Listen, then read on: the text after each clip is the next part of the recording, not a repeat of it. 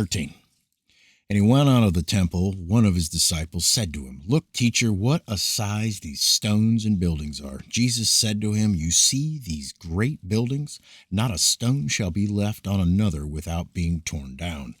And as he sat on the hill of Olives opposite the temple, Peter, James, and John and Andrew asked him in private, "Tell us, when is this to happen? What will be the sign for all this to be accomplished?" So Jesus began, "Take care that no one misleads you. Many will come in my name, saying, 'I am he,' and mislead many. When you hear of wars and rumors of war, do not be alarmed. These have to come, but it is not the end yet. For nation will rise against nation and realm against realm. There will be earthquakes here and there and famines too. That is but the beginning of the trouble. Look to yourselves. Men will hand you over to Sanhedrins, and you will be flogged in synagogues and brought before governors and kings for my sake to testify to them. Ere the end, the gospel must be preached to all nations. Now, when they carry you off to trial, never worry beforehand about what you are to say. Say whatever comes to your lips at the moment, for he who speaks is not you, but the Holy Spirit. Brother will betray brother to death. The father will betray his child. Children will rise against their parents and put them to death. And you will be hated by all men on account of my name, but he will be saved who holds out to the very end. But when you see the appalling horror standing where he has no right to stand, let the reader note this. Then let those who are in Judea fly to the hills. A man on the housetop must not go down into the house or go inside to fetch anything out of his house, and a man in the field must not turn back to get his coat. Woe to women with child and to women who give suck in those days. Pray it may not be winter when it comes, for those days will be days of misery, the like of which has never been from the beginning of God's creation until now. No, and never shall be. Had not the Lord cut short those days, not a soul would be saved alive, but he has cut them short for the sake of the elect whom he has chosen. If anyone tells you at that time, 'Look, here is the Christ,' or 'Look, there he is,' do not believe it, for false Christs and false prophets will rise and perform signs and wonders to mislead the elect if they can. Now take you care, I am telling you of it all beforehand. But when that misery is past, in those days the sun will be darkened, and the moon will not yield her light. The stars will drop from heaven, and the orbs of the heavens will be shaken. Then shall be seen the Son of Man coming in the clouds with great power and glory, and he will then dispatch his angels and muster the elect from the four winds, from the verge of earth to the verge of heaven. Let the fig tree teach you a parable. As soon as its branches turn soft and put out leaves, you know summer is at hand. So, whenever you see this happen, you may be sure that he is at hand at the very door. Tell you truly, the present generation will not pass away till all this happens. Heaven and earth will pass away, but my words never. Now, no one knows anything of that day or hour, not even the angels in heaven, not even the Son, but only the Father. Take care, keep awake and pray. You never know the time. It is like a man leaving his house to go abroad. He puts his servants in charge, each with his work to do, and he orders the porter to keep watch. Watch then, for you never know when the Lord of the house will come, in the late evening, or at midnight, or at cockcrow, or in the morning. Watch in case he comes suddenly and finds you asleep. Watch, I say to you, and I say it to all. 14. The Passover and the festival of the unleavened bread fell 2 days later, so the high priests and scribes were trying how to get a hold of him by craft and have him put to death. Only, they said, it must not be during the festival. That would mean a popular riot. When he was at Bethany in the house of Simon the leper, lying at the table, a woman came up with an alabaster flask of pure nard perfume, which had cost a great sum. The flask she broke and poured the perfume over his head.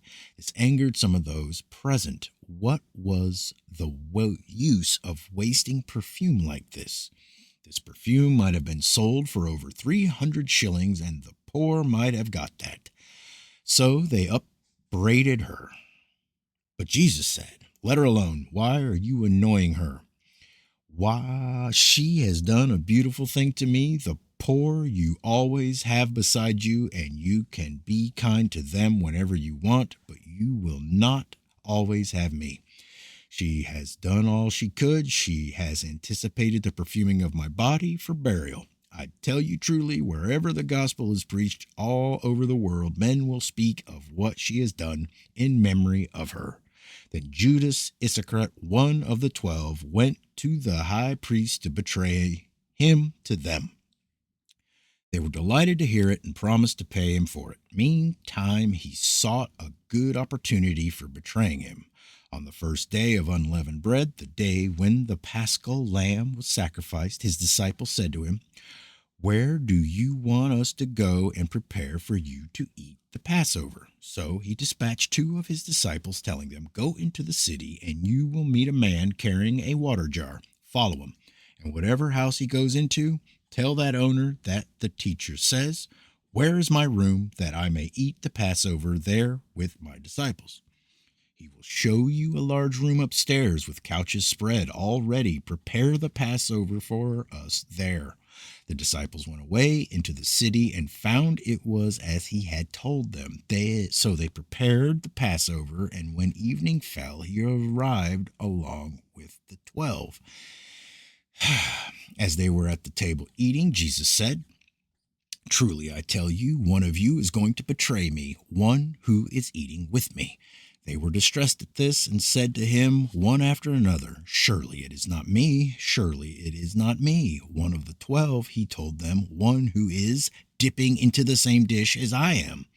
The Son of Man goes to the road that the Scriptures has described for him, but woe to the man by whom the Son of Man is betrayed. Better for that man had never been born." As they were eating, he took a loaf, and after the blessing he broke and gave it to them, saying, "Take this, it means my body." He also took a cup, and after thanking God, he gave it to them, and they all drank of it. He said to them, "This means my covenant blood, which is shed for many. Truly, I tell you, I will never drink the produce of the vine again till the day I drink it new within the realm of God." After the hymn of praise, they went out to the Hill of Olives. Jesus said to them, "You will all be disconcerted, for it is written, 'I will strike at the shepherd, and the sheep will be scattered.' But after my rising, I will precede you to Galilee." Peter said to him, "Though all are disconcerted, I will never be." Jesus said to them, "I tell you truly, today you will disown me 3 times, this very night, before the cock crows twice." But he persisted, Though I have to die with you, I will never disown you." And they all said the same. Then they came to a place called Gethsemane, and he told his disciples, "Sit here while I pray." But he took Peter and James and John along with him. And as they began to feel appalled and agitated, he said to them, "My heart is sad, and sad even to death. Stay here and watch." Then he went forward a little and fell to the earth, praying that the hour might pass away from him if possible. "Abba, Father," he said, "thou canst do anything. Take this cup away from me. Yet not what I will, but what thou wilt." Came and found them asleep. So he said to Peter, "Are you sleeping, Simon? Could you not watch for a single hour? Watch and pray, all of you, so that you may not slip into temptation. The spirit is the spirit is eager, but the flesh is weak." Again, he went away and prayed in the same words as before. Then he returned and found them once more asleep, for their eyes were heavy. They did not know what to say to them. Then he came for the third time, and he said, "Oh, get out of there. Where was I?" Again he went away and prayed in the same words as before. Then he returned and found them once more asleep, for their eyes were heavy. They did not know what to say to him. Then he came for the third time and said to them, "Still asleep? Still resting? No more of that. The hour has come. Here is the Son of Man betrayed into the hands of sinful men. Come, rise, let us be going. Here is my betrayer close at hand." At that very moment, while he was still speaking, Judas Iscariot, one of the 12, came up accompanied by a mob with swords and cudgels, who had come from the high priests and scribes and elders. Now his betrayer had given them a signal. He said, "Whoever I kiss, that is the man. Seize him and get him safely away." So when he arrived, he at once went up to him and said, "Rabbi, Rabbi," and kissed him. Then they laid hands on him and seized him. But one of the bystanders drew his sword and struck the servant of the high priest, cutting off his ear. Jesus turned on them, saying, "Have you sallied out to arrest me like a robber with swords and cudgels? Day after day I was beside you in the temple teaching, and you never seized me. However, it is to let the scriptures be fulfilled." Then they left him and fled, all of them. One young man did follow him with only a linen sheet thrown around his body. But when the other youths seized him, he fled away naked, leaving the sheet behind him. They took Jesus away to the high priest, and all the high priests and elders and scribes met there with him. Peter followed him at a distance till he got inside the courtyard of the high priest, where he sat down with the attendants to warm himself at the fire.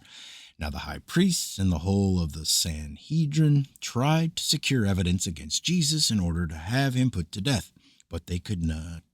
They could find none, for while many bore false witness against him, their evidence did not agree. Some got up and bore false witnesses against him, saying, "We heard him say, 'I will destroy this temple made by hands, and in 3 days I will build another temple not made by hands.' But even so, the evidence did not agree. So the high priest rose in their midst and asked Jesus, 'Have you no reply to make? What about this evidence against you?' He said nothing. He made no answer. Again, the high priest put a question to him. 'Are you the Christ?' He said, where was I? 'The Son of the Blessed?' Jesus said, 'I am. And what is more, you will all see the Son of Man seated at the right hand of the power and coming with the clouds of heaven.' Then the high priest tore his clothes and cried, 'What more evidence do we want? You have heard his blasphemy for yourselves. What is your mind?' They condemned him, all of them, to the doom of death, and some of them started to spit on him and blindfolding him, to buffet him, asking him, 'Prophesy.' The attendants treated him to cuffs and slaps. Now, as Peter was downstairs in the courtyard, a maidservant of the high priest come along, and when he noticed Peter warming himself, she looked at him. 'Ah,' she said, 'you were with the Nazarene too, with Jesus.' He denied it. 'I don't understand,' he said. 'I don't see. What do you mean?' Then he went outside to the passage. The cock crowed.